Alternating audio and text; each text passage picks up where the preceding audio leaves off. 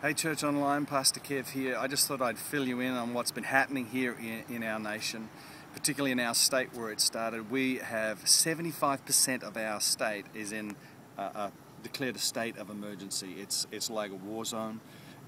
We had a storm cell that came through, started up in our northern part of our state, and there was massive flooding and people lost their homes. It was dreadful, and then we started to gather funds and we started to figure out how we could help. And then another really freak cell happened inland of Australia, in Toowoomba, which is west of where Brisbane and we are.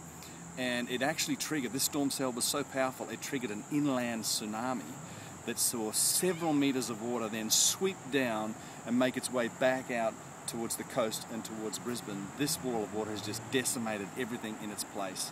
There are whole little villages and towns that are just gone. There are people missing everywhere. They are trying to find bodies which I know obviously have perished. One lady was discovered, and she was discovered 80 kilometres from where the actual water hit her home. That's about 50 miles, and the reality is some of these they may never find because it made its way out to sea. So the devastation is enormous. The army's in here. There's volunteers of people trying to help people clean up and rebuild their homes. It's just unbelievable. The best thing that you could do for us is to pray. Pray that the grace of God be poured out, that these people will experience Christ in a real way, and the love of God will just help them to rebuild it. They're in shell shock. Their whole life is sitting on the side of the road.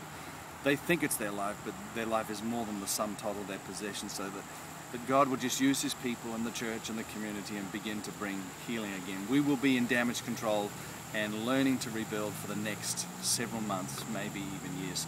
It's not over yet. That storm cell has now moved down to the south part of Australia, and now they are experiencing flooding. So I'd just like to encourage you, pray for us that God would do something in this to actually change something in the hearts of people, that they turn their focus back towards Him.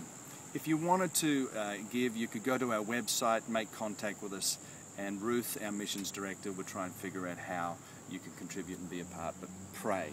That's the thing we want to see. We want to see God take this thing which has meant a lot of evil and turn it around into something good. So thanks Church Online for praying for us.